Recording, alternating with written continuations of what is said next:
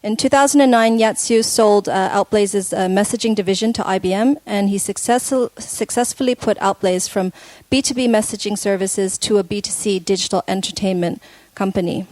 He's the director of Turnout Ventures, and that's a partnership between Outblaze and Turner Entertainment. And he's also the co-founder of Animonica, a major developer and publisher of smartphone games. I'd also like to encourage you to check out a website of his, which is called Thinkblaze, thinkblaze.com, which specializes in looking at children and the use of computers. And I'm sure that Yat will be telling you a little bit more about that this afternoon. Ladies and gentlemen, please join me in welcoming Yat Siu.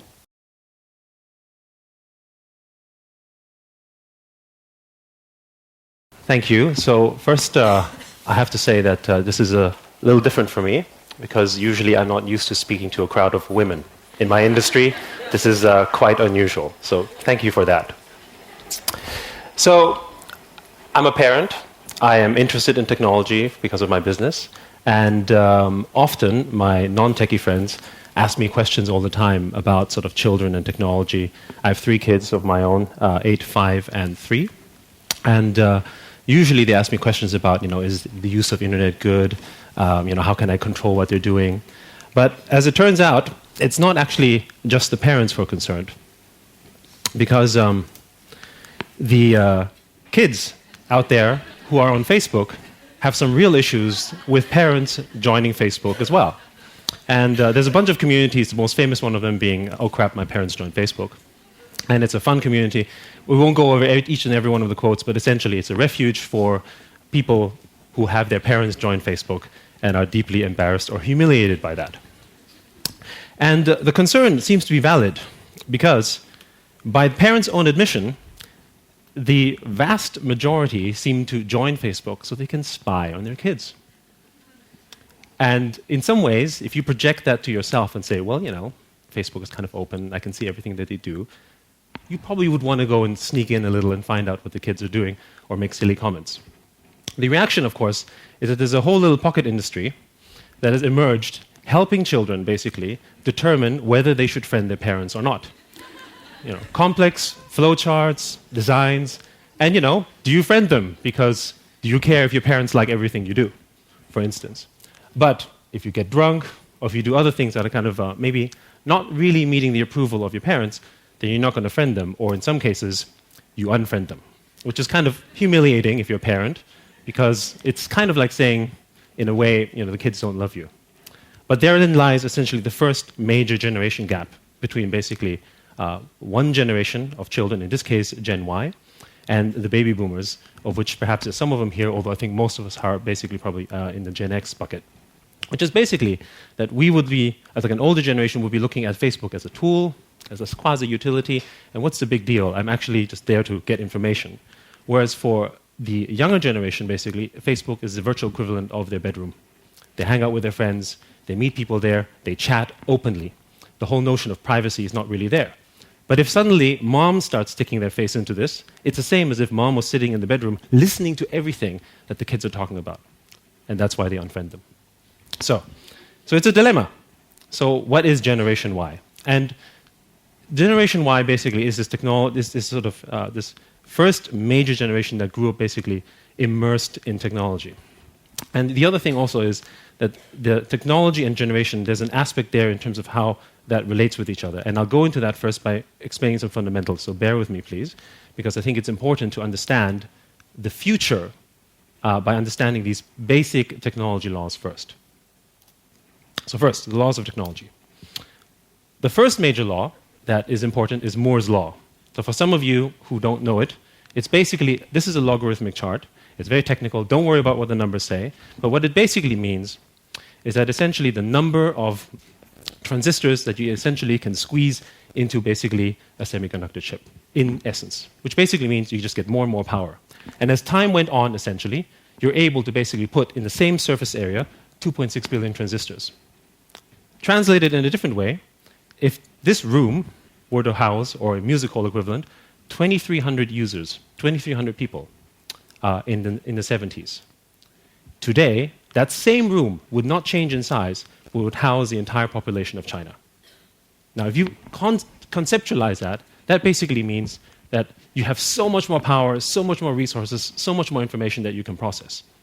And the other way to look at it is the fastest computer, which is the Cray supercomputer, which I'm not sure if anyone here actually knows what that is, but maybe, which was a computer that was basically a living room furniture, is now actually 15 times less powerful than your average smartphone. So you're carrying basically a supercomputer of not even 3 decades ago. So that basically is Moore's Law. And Moore's Law has been uncannily accurate. And for the next several decades, it will continue to be the case, which basically means things will be more powerful, things will be more faster on the CPU front. So essentially, your smartphone or your computer power that you have is going to be eclipsed in just a matter of years. And you probably see it anyway when you buy a new phone or when you use a computer, but because you're living it and you're in the middle of it, you probably don't actually realize that the CPU power in there is just so crazy. There's 2 more laws which is important to know before I keep going. The other one is Kreiders Law, which is a similar equivalent to basically hard disk space, which basically says the same thing. Hard disks are just going to get cheaper in a similar kind of logarithmic sort of accelerated scale, which is the reason why when you buy an SD card, it's cheaper. It's also the reason why you're probably taking lots of pictures on your digital camera and not throwing anything away, because essentially you don't have to. You can store everything and store everything. And that has implications for the future, because essentially everything is stored. And finally, there's Nielsens Law of bandwidth, which is a slightly smaller scale of growth, but it's the same thing in terms of internet speed. So if you consider where we were, actually 2 decades ago, we were using basically no broadband. Everything was on dial-up. We were on speeds that we simply couldn't actually use, if you consider it in today's generation. And now, we're basically on super fast access speed, and the speed will continue to grow and grow and grow. And once you combine the 3 technologies together, which generally move in tandem, you basically get an understanding as to why technology grew to where it is today, and how technology is going to continue to dominate the landscape in the next several decades. Because data is going to be bigger in an exponential manner, speed of the power of the computer is going to be more powerful, and of course bandwidth is going to be more available. And that is the environment that our kids are going to be growing up in, and so everything will become digitized. Your shoes will probably have microchips in them. People are already doing it anyway in terms of the running equipment that's out there. Your microwave will have it. Your whole home will be intelligent. Everything will basically be wired. So, let's step back. Now that you know basically a little bit about the basic fundamentals of where the tech industry is headed, Generation Z is basically where probably most of our children in this room, I'm going to guess, are. Which is basically anyone who was born somewhere in the late 90s to now. And they're growing up in an environment that is completely immersed in technology. It's normal, it's natural to them. They don't even think of it as something unusual. Whereas I think for most of us, when we got a computer, we were probably in our teens, and we're like, wow, look at this toy, this is really interesting. It's got keys and stuff. And it had 64K, which is like incredible storage. But now, basically, the iPads are coming with 64 gig, and we're already complaining that it hasn't got enough space. So that's the environment they're going to grow up in, and already growing up in. Well, let's talk about generations, because I think understanding previous generations and understanding how generations work might help us get a better idea as to understanding our children in this new world in technology. Now, this is a classic generation overview, which basically, generally generations are divided by 20 to 30-year gaps, based on sort of when the next generation is born. And the other trait is that they generally tend to have similar experiences that tie them together. And so we are Generation X, and generally speaking, maybe some baby boomers, and perhaps some Generation Y people in this crowd. What we did in our research was we actually put together Moore's Law and matched that essentially against the various generations.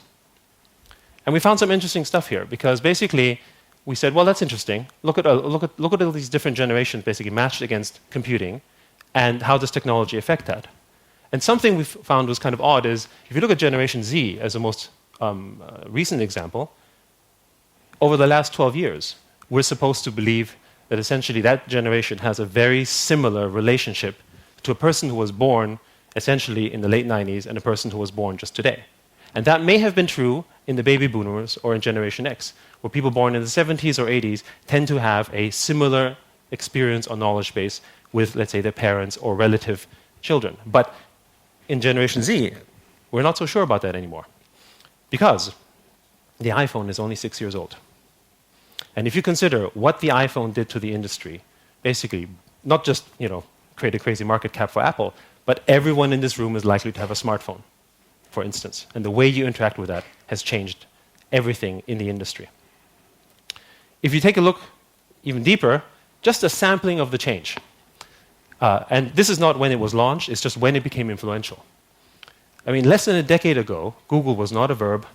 An application was something you filled out for a university or college. Tweeting was for birds, and the cloud is something you found in the sky. But right now, all these terms have been usurped by technology. And the notion of those terms, essentially, for the younger generation, tweeting and birds, no relationship. It's about sending a message. And Googling is the same thing as going to the Encyclopedia Britannica, except it was more like sort of a search term. So all of that has changed. And that only happened really in the last 5 to 10 years. So also, looking at just what technology has done to market caps and companies, for those in the finance industry might be appealing, is that just looking at the most recent one, I think I took that from a few weeks ago, 4 companies in the top 10 US market cap of technology. Interestingly enough, in the top 10, there is no banking, no accounting, and no legal. And in the last 10 years, 5 of them have gone over $500 million in market cap, of which 4 of them were technology companies. And if you take a closer look, 2 of the top 3 companies in that list, Apple and Google, have been created during our lifetime. Now just think about that in terms of the context of massive companies creating massive cultural change that were created essentially while we were already alive. That concept is unprecedented. In fact, Google is a teenager, and the web just graduated from university. So we're looking at an accelerated generational gap. The notion of the existing generations can no longer apply in our view. And for those of you who are familiar with the work of Dr. Larry Rosen, he's already defined many generations for Generation Y, but basically splitting it up between the net generation and the I generation. And the way that he looks at it is basically the net generation is a generation that basically is used to sort of more voice, but is in the beginning of the technology areas and browsing and so on, whereas the I generation is essentially much more accustomed to basically the iTouch and the iPhone, well, not exactly iPhone, but iTouch type of stuff, and also instant messaging, for instance, more so. So they're more happy to basically send a message to communicate with someone rather than to make a phone call. And we already see this in the workplace, because today, the relationships that someone has in their mid-30s or late 30s versus someone who is in their mid-20s to the late 20s is actually miles apart in terms of their understanding and in terms of how they interact at the workplace. So therefore, it would be the same in other areas. And now we're reaching, while they haven't defined the term, whether you call it touch generation or whatever generation, there's a generation that is going to grow up in an area where the keyboard is likely going to be completely irrelevant. And by the time that they are going to enter, essentially, college, there's probably not going to be a computer as we know it, if you look at the way that Windows market share is declining. So, as Moore's law continues to compress in terms of speed of technology and the availability of technology becomes much more powerful and available, we believe the generations are going to compress even further. And the implication for that is that essentially in our household even, if you have more than one child, 2, 3, 4, over perhaps a 10-year span, you may actually already be sitting with 2 generations right there. Because if you consider how they interact with technology, in the case of my son, he expects a computer and a keyboard. He's a little older. In the case of my youngest, if the screen doesn't swipe, it's broken. So he's going to learn that there's a computer, of course, but it's a natural instinct to him because that's the environment that he grew up in. And this is also shown in research outside. The technology generation gap is just widening. And I think the widening happens not only because of technology by itself, but also because we're actually divided into multiple generations. So instead of looking at it in 30-year terms, 30-year terms really probably means more like 3 or 4 different generation gaps already. And so the generation gap that we're seeing today becomes that much more pronounced. And with that also comes with our understanding of our children in the future. Because Their interaction with technology is just getting younger and younger and younger. And who knows? I mean, I think everyone here has probably had, or probably a fair number of people here have let their toddlers play with the iPad already. So, what does this all mean? First of all, the future. If you're thinking that you can prepare your child for the future, for a job that you think he should be doing, the odds are already stacked against you in a big way. According to the United States Department of Labor, 65% of today's grade school kids will be doing jobs that haven't yet been invented. Actually, I think that's a small number. They're being conservative, I think. But anyway, the point is that whatever you thought you could prepare for them in the future isn't true anymore. And therefore, how do you prepare for such an uncertain environment? The only thing that is certain is that it is uncertain, because you cannot imagine necessarily what will happen 2 decades from now when they graduate from university. In fact, is university even needed? And the only thing you know is that there's more technology and crazier technology, whether it's in biomedicine, whether it's in material sciences, whether it's just in computers. You don't know what it is, though. You also know that there's a widening generation gap that is not just at work, but at home, due to personal relations. Everything will basically continue to widen in terms of the gap of knowledge. In fact, you know, some people here may even remember Friendster and MySpace. Maybe. The other thing is the no limits relationship, which we can already witness with Generation Y today and will be even more pronounced when our children are older, which is that there is no such thing as limit. Right now, we're just getting to the concept of cloud. By the time our children are there, the concept of cloud is not even going to be a concept, it's just going to be there, right? And everything will be downloaded. And if you look at, for instance, how different generations just interact and use their email, older generations will clean out their inbox methodically. They take it out, they take stuff out, they organize it, and put it in folders the way that they were taught in school, you know, several decades ago. Today's generation leaves it all there and searches it. And there's this giant pile of mess, right? So if you go and take a look at your kid's email when they're older, if they're still using it, you can't find anything because you're not doing it in the way that they're used to. The same goes for any kind of data. The other topic is multitasking. It's something that comes up a lot, so I thought I'd spend a little bit more time on that. Because, of course, the environment in which children are growing up is going to be in the deeply so-called multitasking environment. And I'll explain a little bit more because I think there's some sort of areas that new research is showing about the area of multitasking. Is it good for you? Is it bad for you? And so forth.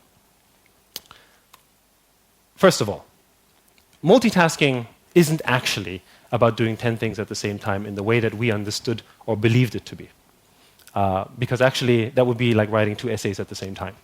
Right? That's not actually possible, and we don't actually do that. In fact, what people do when it comes to methodical tasks is what people describe as task switching. And really, another way to look at it is managing interruptions. Dr. Rosen makes a nice point about sort of all of these technologies being sort of weapons of mass distraction. But the other way to look at it, perhaps, is that kids today, are they managing these interruptions better?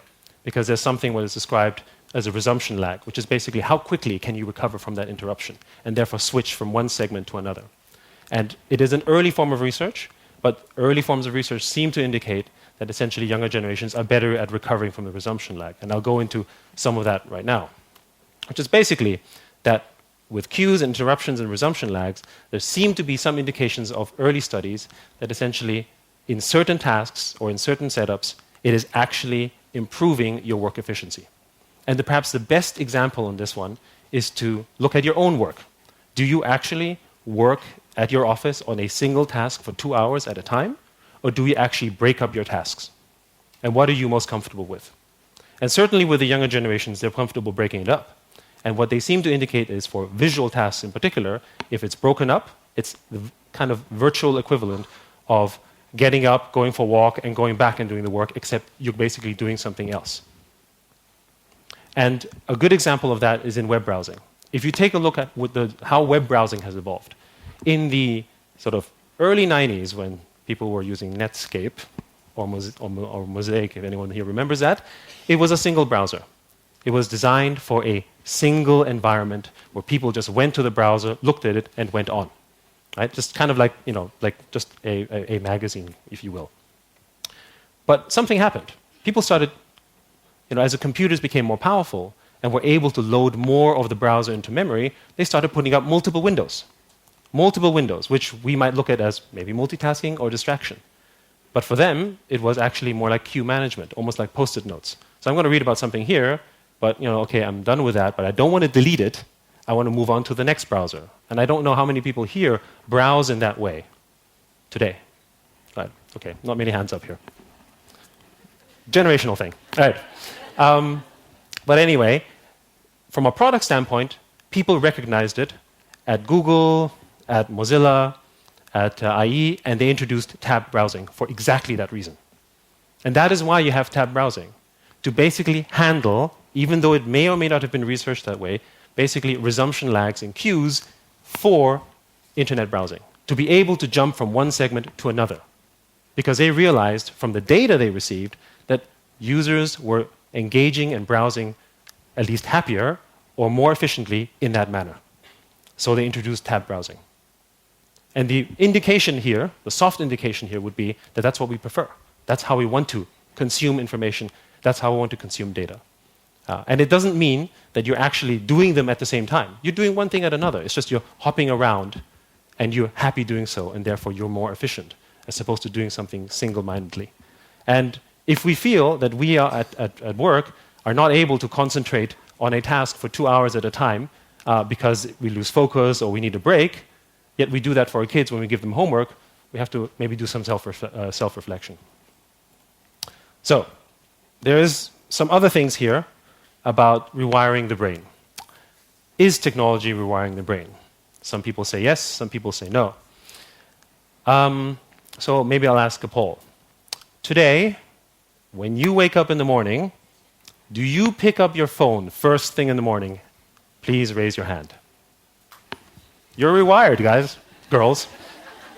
All of you have already changed your habits because of technology.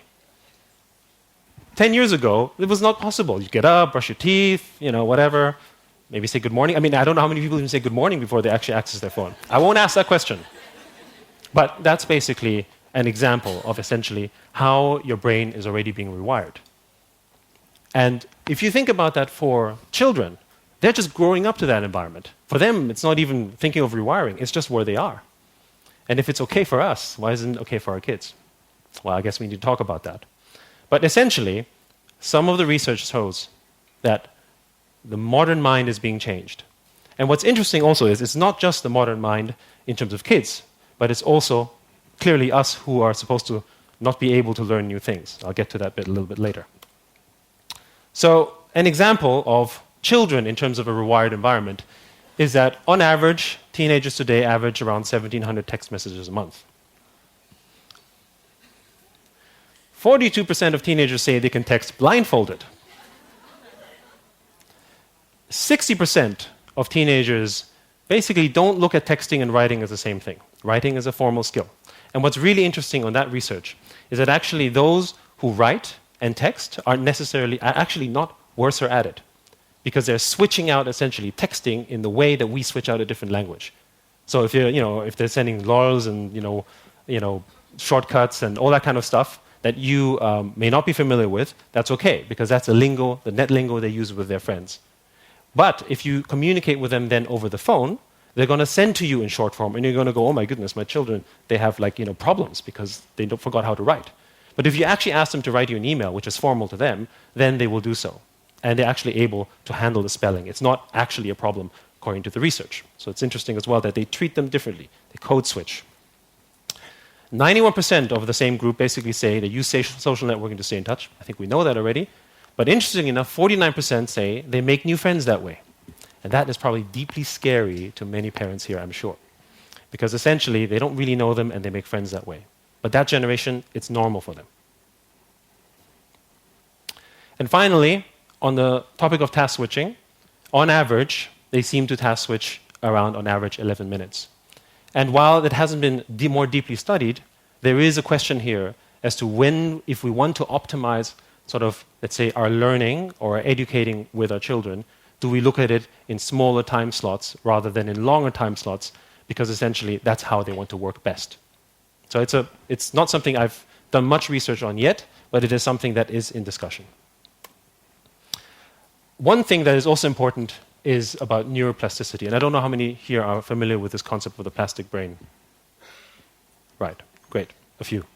So I'll very briefly explain that essentially neuroplasticity in general is something that is quasi throwing out some of the old concepts about essentially the old brain, which is that left brain is for logical, right brain is for creative or whatever, because essentially you get to a certain age and then that's it, your brain is stuck.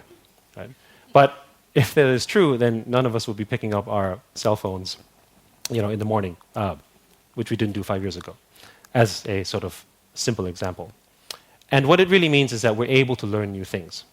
And essentially the brain, the synapses start firing off and exercising your brain in different things, in new tasks and tools that you weren't doing before. And that's happening all the time. So technology isn't just wiring younger generations, it is also wiring newer generations. But this is all relatively new.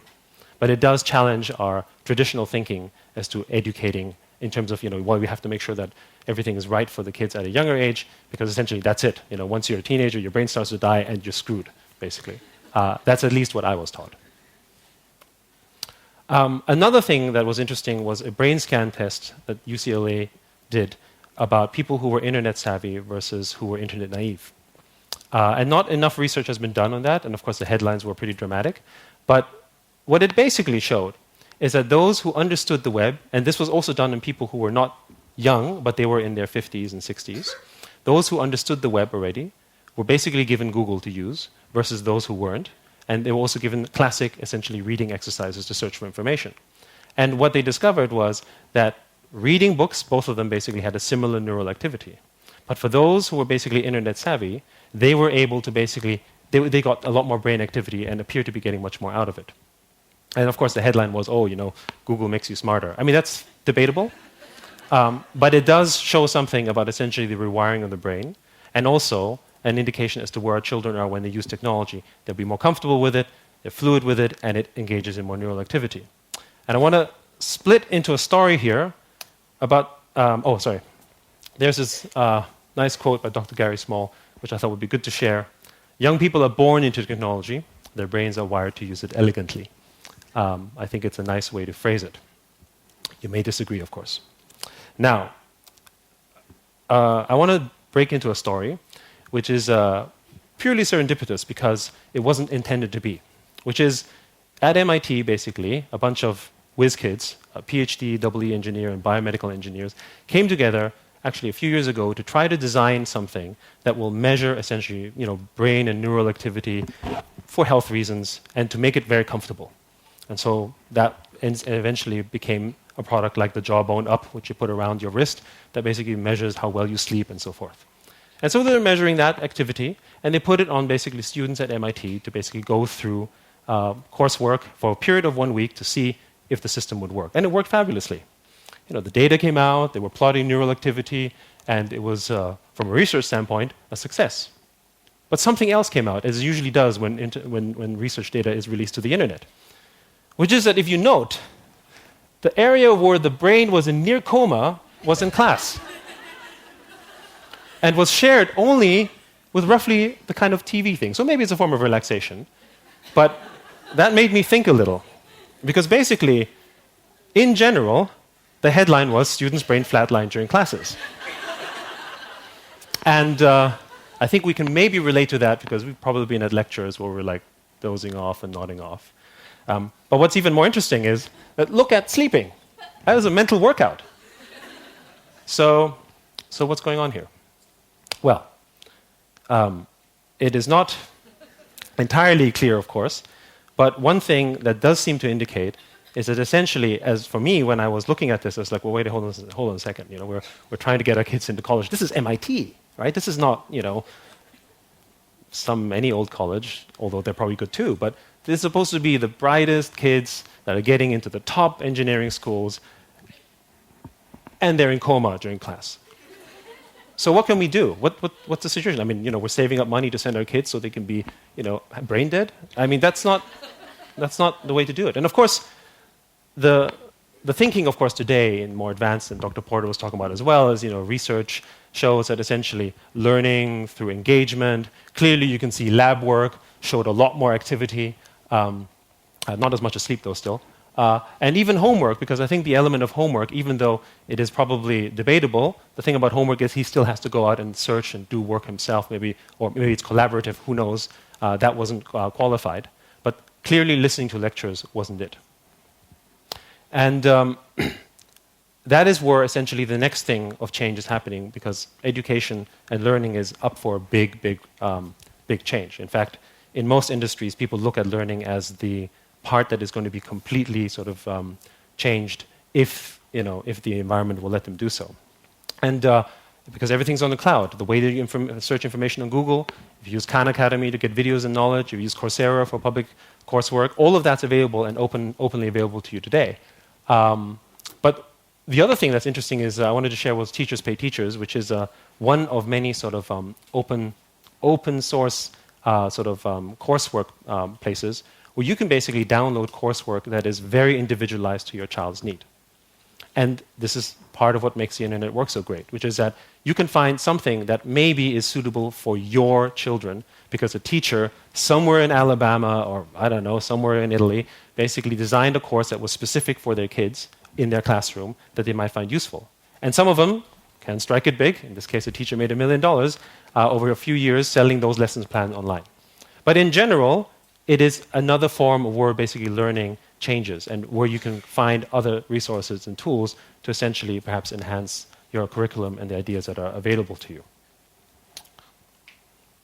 So we did a study with City University where we basically donated a bunch of tablets to a school in Hong Kong. And essentially the goal was to basically see what would happen if the entire school was basically just using tablets for a certain period of time. And the studies are still ongoing, but some of the first, we didn't actually go into studying sort of specific tablet-based curriculums, but we did go basically doing a sort of classic curriculum, meaning sort of normal coursework that is, I guess, government approved, but via the tablet. And what was interesting in the initial findings was that children, girls were okay with it, but boys really loved it. They were very motivated using it. But what's also interesting is that the actual academic performance was, for at least the classic coursework, the same. And we haven't yet tested, let's say, other forms of coursework, because some outside research seems to indicate that if you use a tablet, memory retention is supposed to be better. But we haven't seen that ourselves yet. But what is interesting, of course, is that if you give a tablet with an existing curriculum, it doesn't seem to be detrimental in any event. But the boys perceived that their performance was better and were more optimistic about their results than the girls at a younger age. By the time they reached grade 6, they actually ended up being rather similar, which was also interesting. And these basically tests resulted in reading, academic, and memory retention. So, I'm going to close up soon, but some future fundamentals for the group here to consider and think about, which is that, first, I think we know this, but it's worth mentioning, software is eating the world. Everything you're doing today is using software in one form or the other. Not just because you're using a phone, but because the traffic lights are run with software. Because basically, I'm presenting this on a computer. Because, you're texting, messaging, you're communicating, you're at work, you're at home, even the new lights that you're switching on, it's all using software of one form or the other. And so what that really means is that we're this huge group of consumers in software, but we don't have a lot of people who know how to code. It's the equivalent of knowing how to read but not to write. And, that wasn't so great for the Middle Ages, I suppose. If you look at this, code is, in our view, a language, the way that, you look at French or Chinese, and it also is a deliverer of culture. And I'll briefly go over some examples as to why we believe that. First, this is the very first time that there is a language that basically connects people globally, because the computer is essentially the framework. So everything is very rigid. So you have to communicate through that system.